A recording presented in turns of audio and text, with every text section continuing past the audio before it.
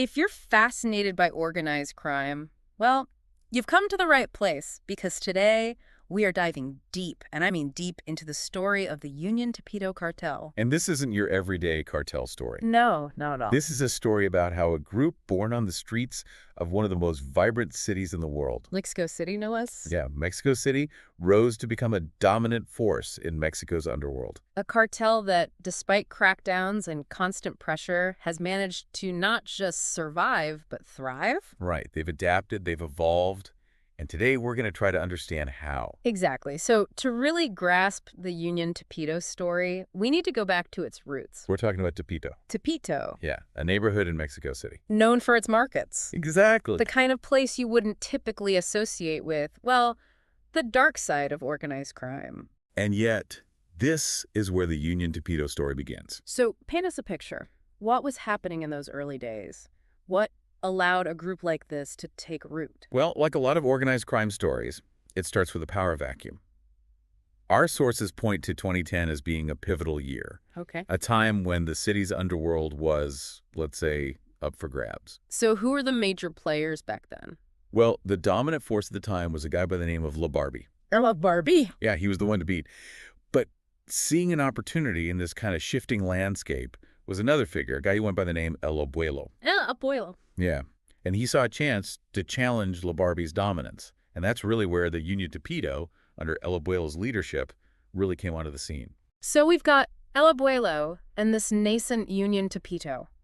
They see an opening, but challenging an established player like Barbie, that couldn't have been easy.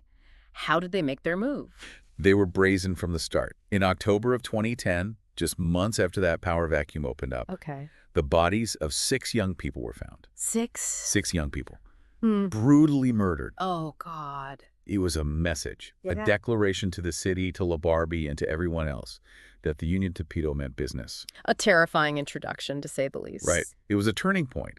It established them as a force to be reckoned with. And their tactics, they went beyond just brute force, didn't they? Oh, absolutely. They were strategic, even cunning in how they operated. For example, after the murders of those 6 youths, they actually tried to. Tried to what? They tried to position themselves as, get this, a merchant support group. You're kidding. A group that's supposed to help local businesses. Yes, they understood the importance of blending in, of projecting this image of legitimacy. While simultaneously terrorizing the city. Exactly. It's chilling. And it worked.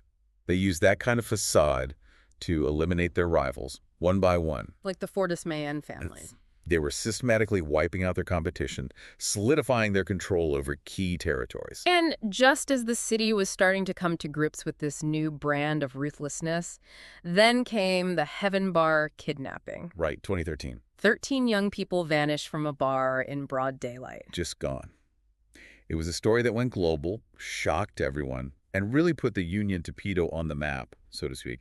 But it also revealed Revealed what? the depths of the violence, the complex web of rivalries that they were entangled in.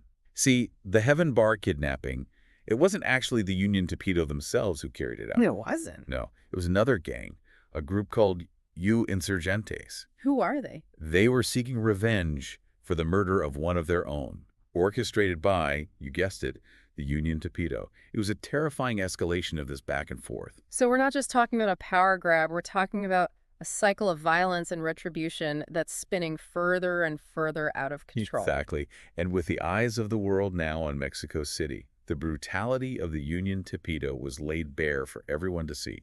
They were no longer just a local problem. They were international news. The Heaven Bar kidnapping, it really cast a long shadow, didn't it? Oh, absolutely. I mean, that event, it sent shockwaves throughout Mexico and beyond. But as horrifying as that event was, the Unión Tepito story, well, it didn't end there. No, not at all. Our sources paint a picture of a cartel that, despite the increased scrutiny, despite the heat from law enforcement, actually used that moment to evolve, to become even more deeply entrenched in the city's fabric. Yeah, they adapted.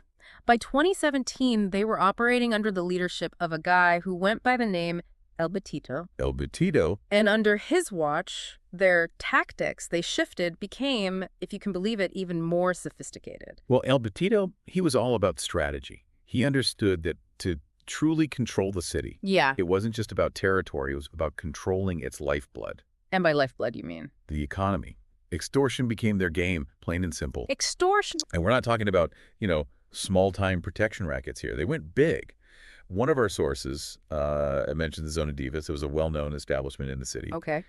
They were forced to pay a staggering $100,000 A month. per month just for the, quote, privilege of operating under the Unión Tepito's watchful eye. It's hard to imagine the kind of grip they must had on the city, on its businesses, for that kind of extortion to be possible. Oh, they were ruthless. Absolutely ruthless. But El Batito, he wasn't content with just controlling Mexico City. He had bigger ambitions. Oh, much bigger. He understood the mechanics of organized crime, and he had this grand vision of expanding the Unión Tepito's reach far beyond the city limits. So how did he go about doing that? Alliances. He forged alliances with other criminal organizations across Mexico. So he was networking. He was creating this vast network of power, this web of influence that spread like wildfire. And here's where it gets really interesting. He implemented a franchise model for extortion. A franchise model, like McDonald's, but for organized crime. Exactly. Other gangs, they could operate under the Unión Tepito banner, but for a price. So they were basically selling their brand of ruthlessness. We were selling a proven method for making money, for instilling fear, and they were incredibly successful at it.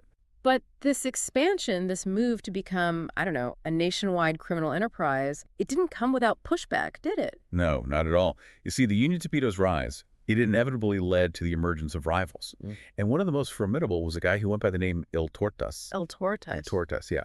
He headed up a group that called themselves the Anti-Union. And their whole reason for being was to challenge, to ultimately dismantle the Unión Tepito's grip on the city. So we've got this kind of turf war brewing. A war with incredibly high stakes, and it spilled out onto the streets in some of the most brazen acts of violence Mexico City had ever seen. And the Garibaldi Plaza shooting in 2018, that was a direct result of this rivalry. That's right. 2018 gunmen dressed as mariachis. Can you imagine? Mariachis. Opened fire in Garibaldi Plaza. Which is A it? popular tourist spot. It was a bloodbath, a calculated act of terror that left 7 people dead and sent shockwaves throughout the city. It's hard to fathom that level of audacity, that brazenness to carry out an attack like that in such a public place. It was a message, a very clear message from the Unión Tepito. They're sending a message that no one, not even in the heart of one of the most vibrant cities in the world, was beyond their reach. It's hard to grasp, isn't it, that an organization like the Unión Tepito, after all the bloodshed, the crackdowns, the rivalries, that they're still a force to be reckoned with. That's a question a lot of people have. How do they do it? How do they survive? Right, they've lost leaders, they've been targeted by authorities, and yet they seem to just bounce back. Resilience, I guess you could call it. But it's more than that. What do you mean? They've got this uncanny ability to adapt, to turn even the most chaotic situations to their advantage. Okay, I'm intrigued. Give me an example. Remember we talked about that 2020 SSC report? Yeah, the one that mentioned the pandemic disrupting their operations. Right, well, it goes deeper than that. It describes how the pandemic, with all its lockdowns and restrictions, it actually forced the Unión Tepito to decentralize. Decentralize. Yeah, to break themselves down into smaller, more independent cells. Like a, what do they call it? Atomization. Exactly, atomization, and makes them incredibly difficult to target. Because you're not going after one head, you're trying to take down, what, a hydra? Precisely. Cut off one head and, well, you know the story. So the pandemic, as much as it disrupted the world, it actually played into their hands. In a way, yes.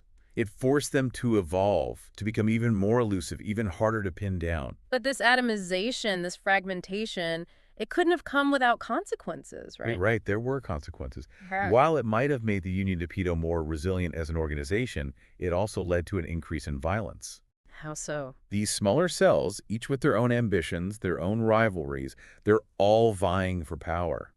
And that creates a very volatile landscape. So the very thing that allowed them to adapt, to survive, also fueled the cycle of violence. A tragic paradox. The Unión Tepito, they might be harder to dismantle, but their grip on the city, it comes at a steep price. It's a sobering thought, and it underscores the complexity of dealing with an organization like this. You can't just arrest your way out of this problem. It requires a much deeper understanding of the social and economic factors that allow groups like this to thrive in the first place. Absolutely. And a recognition that the fight against organized crime, it's not just about law enforcement, it's about social justice. Yeah. It's about creating a world where Organizations like the Unión Tepito no longer have a reason to exist. And that's a conversation, a fight, frankly, that needs to happen on a global scale. Well, that was a deep dive if ever I've experienced one. The Union Tepito, a story of brutality, resilience, and the human cost of organized crime. A story that, unfortunately, is far from over.